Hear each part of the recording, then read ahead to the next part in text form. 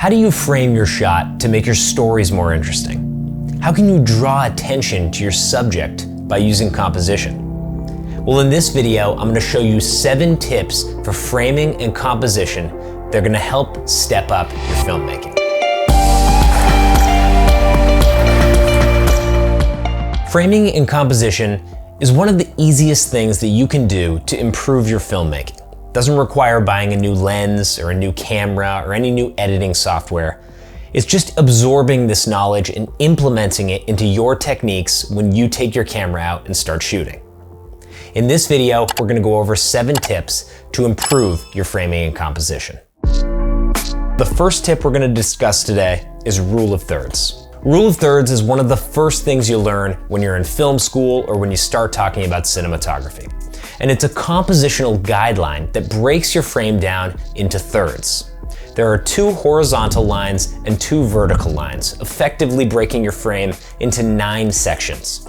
It also creates 4 PowerPoint crosses. These are fantastic areas in the frame to place your subject because the viewer's eye is drawn to these cross points. According to the rule of thirds, positioning your subject on these third lines will improve the composition of your cinematography. The easiest way to start implementing rule of thirds is to go into your camera settings and turn on the grid lines. Most cameras have this functionality. You just turn it on and suddenly through your viewing screen, you can see these rule of thirds grid lines and you can start framing up your photos and your videos to fall on these lines. I'm going to show you here a shot as if we just took out the camera and wanted to get the image as it's shown. Now, if we have it just fall onto these third lines, you can see the difference in how much better framed the shot feels. There's a real emotion that rule of thirds helps convey to your audience. And it feels much better when your subject falls on one of these third lines. If you're shooting the horizon, you might want it to fall on the top horizontal third or the bottom horizontal third as opposed to the center of your frame. It's gonna, again, add more emphasis to your subject and to the composition of your shot. A ton of Hollywood movies use this technique. Go watch your favorite show or your favorite movie with rule of thirds in mind, and you're gonna notice almost every shot follows this rule. The center of the frame is reserved for authority or for teaching. You'll notice in videos like this one right now, the teacher is often center frame looking right at the camera. So not exactly following rule of thirds, but what this is doing is showing the authority of the subject who is informing or teaching a lesson to the viewer. So always start with rule of thirds when you're composing your shots. Then you can move on to these next techniques. The next tip is leading lines. These are visual pathways taken from things within your environment. So if you go out and shoot, look for some of the natural lines in your environment. That might come from a fence or a building or roads, and use these to draw the viewer's eye towards your subject. These are great for portraits as well. Put some lines in the back of your subject to help, again, draw the viewer's eyes in towards whoever or whatever it is you're shooting. Again, a lot of TV shows and movies use leading lines. They help show where a character might be going, or they help draw your eyes towards where you want to be looking on the screen. You can also break this rule and use chaotic lines to help confuse the viewer or confuse the character or subject in a show. So leading lines are a fantastic compositional tool that'll help improve the look of your footage and also your storytelling. The next tip is balance. This is all about finding balance in your frame. If you have one side of your frame that has a lot going on and not a lot going on the other side of your frame, you might want to start thinking about this tool. How can you balance a shot like this? Well, if you're shooting an interview where you have your subject on one side of the frame and not a lot on the other, try adding something to the other side of the frame. Add a lamp or a portrait or something that can sit there and fill the frame and help balance out your shot.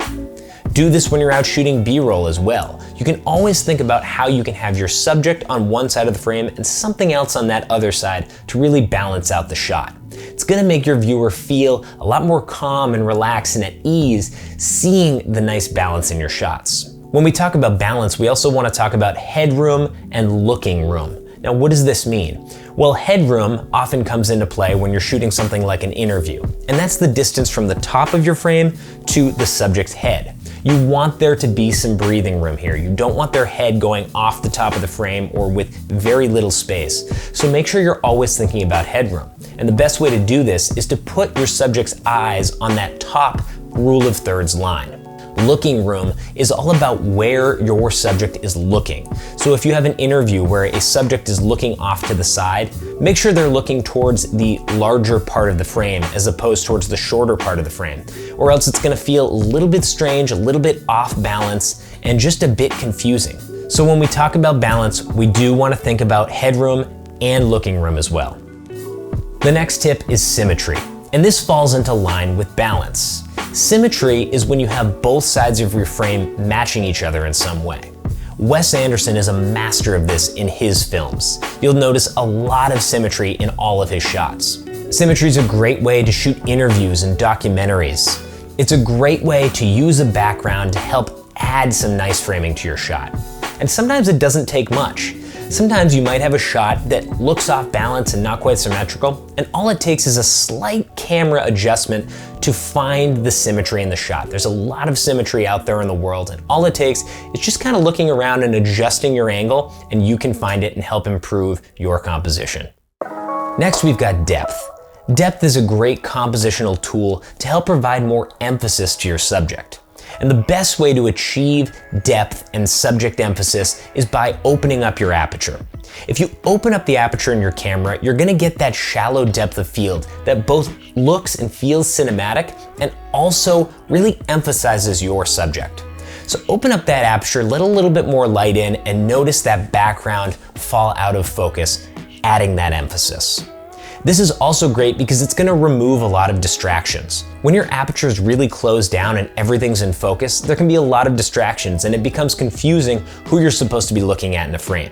By opening that up, we get a shallow depth of field and we lose a lot of those distractions. You can also add depth to your frame by pulling your subject away from the background. This is a great tool when you're shooting an interview because it lets that background fall off and fall out of focus.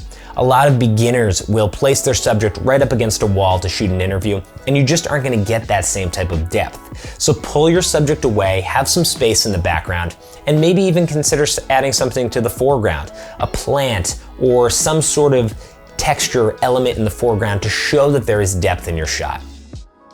Next, we've got frame within a frame. This is using elements within your environment to help frame up your subject.